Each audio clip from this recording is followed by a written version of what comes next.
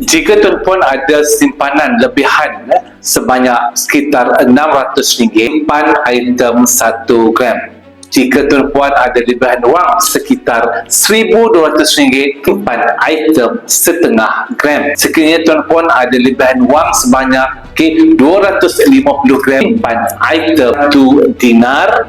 Dan sekiranya tuan-puan ada lebihan sekitar RM6,000, saya cadangkan tuan-puan simpan item 10 gram emas. Kenapa saya kata simpan, tuan-puan? Untuk konsep simpanan emas ni adalah kita perlu menggunakan duit lebihan. Bukannya kita membuat loan untuk membeli emas, dan bukannya kita menggadaikan emas kita untuk mendapatkan emas baru. Sebab itu daripada awal lagi saya mengatakan bahawa sekiranya kita mempunyai wang lebihan, kita simpan emas. Itulah konsep asas, konsep yang paling selamat, tuan-puan, untuk simpanan emas ini. Sebenarnya simpan, tuan-puan, untuk menyimpan emas ini kita tidak perlu memodalkan yang begitu besar. Dengan adanya public gold, tuan-puan boleh menyimpan emas serendah RM100 melalui akaun emas gap, kumpul sedikit demi sedikit sehingga mencapai gram yang dikehendaki. Sebagai contoh, tuan-puan memang nak targetkan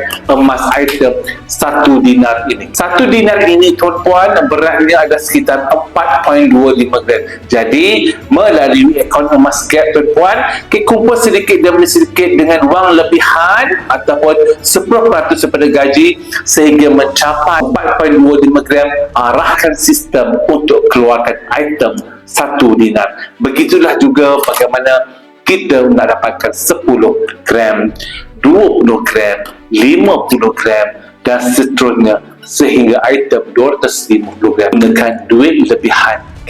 Bukannya membuat loan, bukannya mengarahkan emas yang dah ada untuk mendapat emas baru. Semoga perkongsian ini bermanfaat pada mereka yang masih lagi belum bermula. Boleh klik link di bio. Saya akan membimbing tuan-puan menyimpan emas dengan cara mudah, betul dan selamat. Pada mereka yang dah bermula, konsisten menabung, fokus kepada pertambahan gram emas, fokus kepada gram ataupun item impian anda masing-masing. Pastikan satu keluarga, 1 kilogram.